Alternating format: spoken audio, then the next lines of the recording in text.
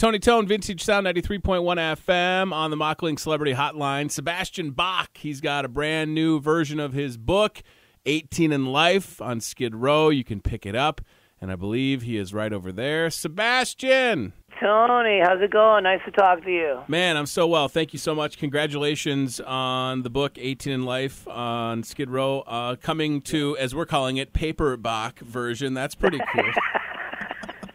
That's right. Oh, dude, I have to tell you, when they sent me the notes and they had it spelled like that, I laughed so hard. But I think it totally works. If you're not going to have fun and play on words, like, what are we doing, right? It really does work. It's my Paperback. Now in glorious Paperback. Sebastian, so not only is it in Paperback, but it also has more photos than the hardbound book did. So was it? Yes, this is the expanded edition with more unseen photos from my personal archives. So it's pretty exciting. I was going to say, so was that your decision to add the pictures, or did they come to you and say, hey, we're thinking about doing this, we want you to pick out 20 or 30 or 40 pictures, however many? Well, when we did the hardcover, I discovered when it was done that I had put more pictures at the beginning of my childhood than the rest of the book. So sure. I was like, I need more like in these other parts of the book because, I like pictures in a book. When I'm reading a book, I don't know why, maybe other people do this, but I'll read a passage and then I'll go back and look at this picture and go, oh, that's what's happening. So I think it makes for a better book. Yeah, I think so too, because I read a lot, and it's kind of nice when you're reading a story and then you flip a page or two and there's a picture that kind of maybe was taken around the moment that the story happened. Absolutely. I mean, it's more visual, like in your brain of what's happening. I'm reading Bruce Springsteen's book right now, and it there's a lot of similarities combined. It's weird. I'm not putting myself in his category, but sure. But it's like the same.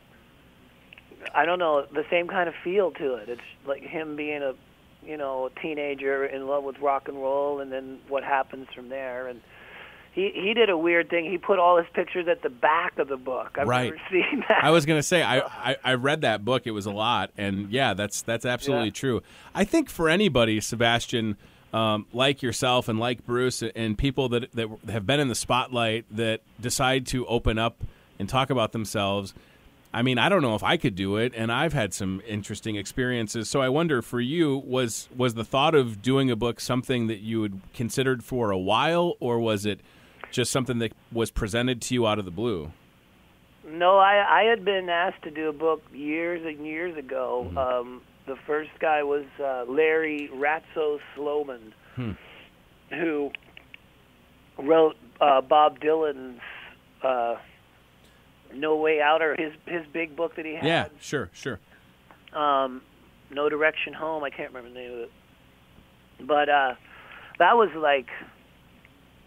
15 years ago. He came into my house and said, we can do a great book. But I'm a bit of a control freak, and I've read every rock bio there is to read. Sure. And I was good in English when I was in school. That was my best subject by far. I'm horrible at math. In my job, all you got to do is count to 4, so that's good. But dude, I'm so bad at math. I'm terrible at math, so I'm right there with you. I could write a 10-page paper in school every day. You ask me to do geometry, and I'm getting sick in class. You know what I mean? I actually had to quit school when they gave me a calculator for the first time, and they asked me to do trigonometry. I had no idea what buttons to push. Yeah. I go, are you kidding me? I'm out, man. Yeah, I couldn't do it. Anyways. I feel you. So I just knew that I wanted it to be a fun book, and I had to really reach back in my memory vault to remember all this stuff that happened, because it was before the internet. Like if I was writing a book about last year, it's all online. I could just go look. But if you're writing about 1985, that's that is hard to do. That's hard to do. Sure. To remember, like when I was a kid at the Kiss show, I think I'm very proud of how I wrote that whole experience because I feel like I'm there when I'm reading it. Sure. And that's 79. That's a long, long time ago. So, wow. Accompanied with my dad's photos from that time period, which are like black and white and really capture that time.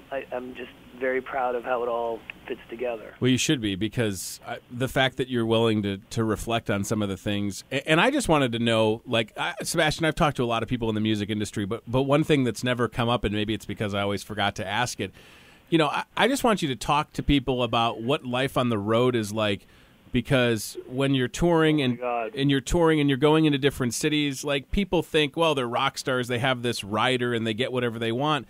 But like you have no true sense of home, whether it's a bus or a plane. So just talk about that for a minute.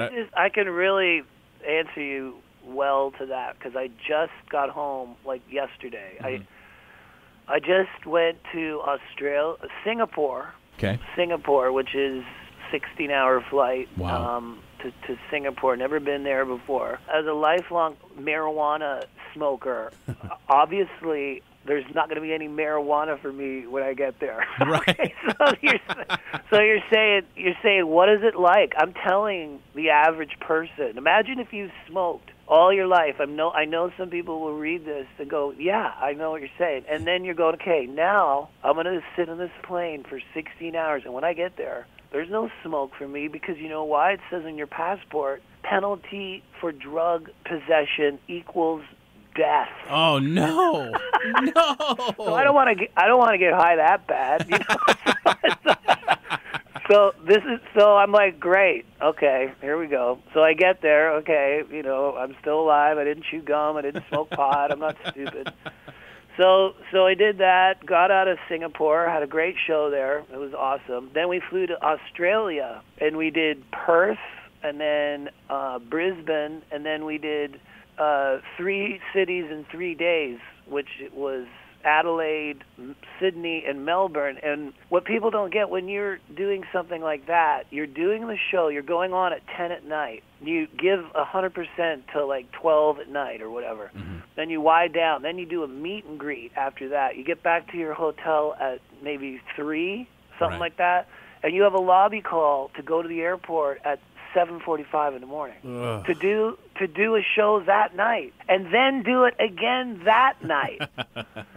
That's where it gets crazy because you don't want it. Your body's like, you want to go to sleep after you do the show. You don't want to go to the airport. You don't want to deal with security. That's what we do. We travel all day. We get to the hotel maybe 2 in the afternoon, grab an hour or 2 of sleep, and then start getting ready for the show. And then we fly from Australia to America, and then we do it all again. And I just got home from like 2.5 weeks here in America, and I'm on the phone with you at 6 a.m. here. I don't know whether I'm asleep or awake.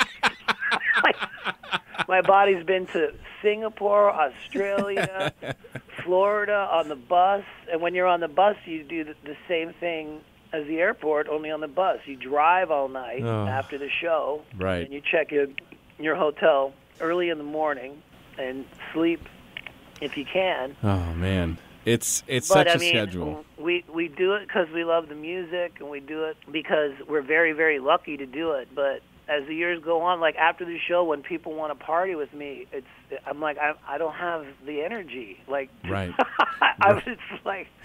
It's like between the shows and the bus rides and the airport lobby calls, there's not a lot of energy to spend partying like with everybody. No, I mean, you have to kind of save it for your work. Well, I'm so glad that you're still out there rocking, dude. And I know we're almost out of time, which is unfortunate, but I just want to remind everybody, 18 in Life on Skid Row is available on Paperback, and they can pick it up. Yes. And Sebastian, dude, it's been a treat. Thank you so much. Continued success, and be well, brother. Thank you, buddy. Great talking to you. You too. Take care. Bye-bye.